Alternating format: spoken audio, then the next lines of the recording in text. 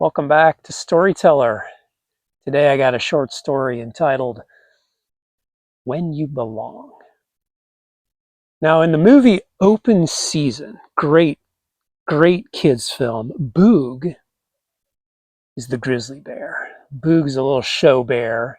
He lives with the little zookeeper lady, park ranger lady. And he does tricks for kids at the little show. And when the deer Elliot comes along, tries to get him to leave, he's like, "Whoa, this is my town, okay? These are my people. This is where I reside." Now, the story is really about Boog finding out that he really wasn't home yet. He wasn't where he really belonged. And the story is about him finding that place where he belongs.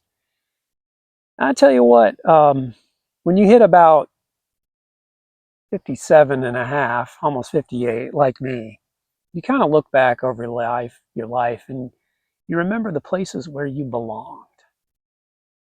And one of the places that I belonged was in the Poole family. That's great. I mean, some people, their families messed up, and my goodness, they can't wait to get out of their family and get away and never look back. And I'm sorry for that. I don't have that experience. My Grandpa Poole, was one of 9 brothers and sisters.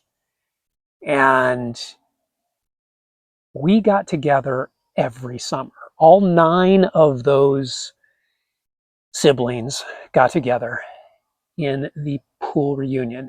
And when I was young, we did the Poole reunion in 2 different locations. There was a bunch of us in Michigan, Southwest Michigan, and there was where the family really came from, which was Southern Ohio, down by Portsmouth. And so every year we'd go one place or the other. And I remember as a kid, getting ready for Poole reunion weekend when it was up in Michigan. Man, we had the mowers out. We had the weed eaters out. We were just prepping, man. We were cleaning and prepping. And I remember, I was pretty young. And I remember all the Poole ladies would get together. And it was, by the way, it was all up in Michigan. It was all the Pooles were the males, my dad and his cousins. Okay, all the boys. They were all boys. Um, but I remember all the Poole ladies. So this is all the wives. This is my mom and my Aunt Rosie and my Aunt Julie and Aunt Roxy, and all these ladies would get together. And then there would be, the older generation. So there was my grandma, there was Aunt Frances, um, and they would plan the menu. And I'll just give you a hint. We actually have a Poole family cookbook. Kid you not, the title Poole Family Cookbook, right? This is the level at which the Poole women would cook. Okay, when it came around to Christmas time, Christmas Eve was always at my grandma's. And man, I tell you what, all my first cousins, Dawn, Shauna, Jody, and my sister, guaranteed. What do you remember about grandma's on Christmas Eve? And they would be like, Sam's chicken and grandma's noodles. I bet you one of those 2 would come up. So they would plan, and anyway, the rest of us, the boys, the kids, we're getting ready for the reunion. We're cleaning up, and I think it was usually in July. And we would get together. And I'm sure that the southern Pooles did the same thing, because we would go down there, and I remember one time we stayed with my dad's cousin Dwight, and we all just packed into his house, man. We're like sleeping in the back porch on sleeping bags. And we were, as kids, we made jumps out, and he lived at the end of a cul-de-sac. And so I remember we got pictures of like my cousin D going off this jump on a bike. Remember? Airborne. That's always in every story, I think. Airborne. got pictures of him jumping, and swimming in the pond and catching frogs. And I always loved the way my cousin Dee said bullfrogs. Got this bullfrogs. It was great. I got a couple Poole reunion stories, but this one, I remember we would go to church. So we were raised Seventh-day Adventists, and we would go to the Seventh-day Adventist church down there in Portsmouth. And it was a little church. And so on Poole reunion weekend, when we all walked in, the church went from, gosh, I don't know, I'm going to guess, maybe 20 people, to like 75. So it's always a good offering. It's always a good offering weekend, probably. If I was the pastor, I'd plan on make sure it was for church budget that weekend, local church budget. But we would walk in there, and man, everybody was a Poole. There's a couple people I didn't know, but everybody else was a Poole.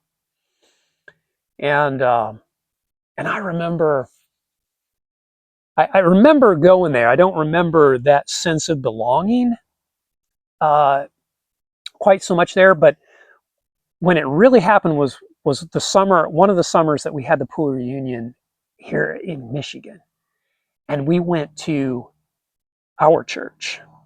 So all the Pooles now pile in to this church, and this was not a little church. This was the Andrews University Pioneer Memorial Church. This place could seat like 1,100 people. Like the entire Portsmouth church could fit in half of this church's balcony. And so it was big, big place. And we would come in, and we would gather, and we would take up one row, and then 2 rows, and then 3 rows of all these Pooles. And I'm just a little guy, right? Just tucked down in the middle of this. And all around me are people that I'm related to. This is different. I knew everybody because I grew up there. But now I'm surrounded by everybody whose last name is either Poole or they're a direct descendant of a Poole. And I remember that Sabbath. We called it Saturday. Seventh-day Adventists go to church on Saturday. So that Sabbath, we call it. We're not Jews, by the way. Don't get that confused. And we're not Mormons either. Don't confuse us with Mormons or Jehovah's Witness. Very different. Okay. So we're there on Sabbath, and the preacher gets up. Now I knew the preacher, and the preacher got up and he looked over his flock. But as he looked down, he saw this gathering of these rows, 2, 3 rows full. And he said publicly in front of these 1,000 people, he said, well, it looks like we have the Poole reunion weekend going on. I want to welcome to all of our Poole friends from out of town. I'm just a little kid, and I'm like, yeah. And if I had seen open season, I would have said, yeah, this is my town. These are my people. This is where I reside. It is so important to have a place where you reside among people in a place. And I've had that several times in life. Most recently, when I lived in Colorado, it was pretty good group there.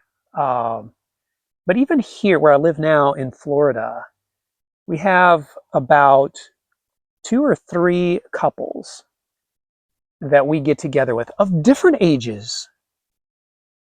And I tell you what, when I'm with those people, I think, this is where I reside. So make sure, one of the last videos I did was about a good friend who helped me in a hard time. And this is kind of the same thing, make sure that in your life you have a place with people where you reside, where you belong. Kind of like the old Cheers TV show. Sometimes you always want to go where everybody knows your name. So make sure you have that place and foster those people who are your people. My wife and I call them our peeps. Make sure you foster those, build those, because those are the people who will be there for you. So I'm so thankful to be a Poole, and I'm sorry for everybody else in the world who does not have that last name. You have missed out, and I make no apology for that at all. Um, but you know what? If you can reproduce it in a little way, please do so. I certainly am going to continue to enjoy my family that I have as very much long as possible. So that's the story, where you belong. And you don't have to like or subscribe because I don't care. These are just stories for the 10 people out there in the world who might listen to them. But if you like the story, you could leave a comment and say, I like the story, and give me one of your stories because I love stories. I'll see you next time.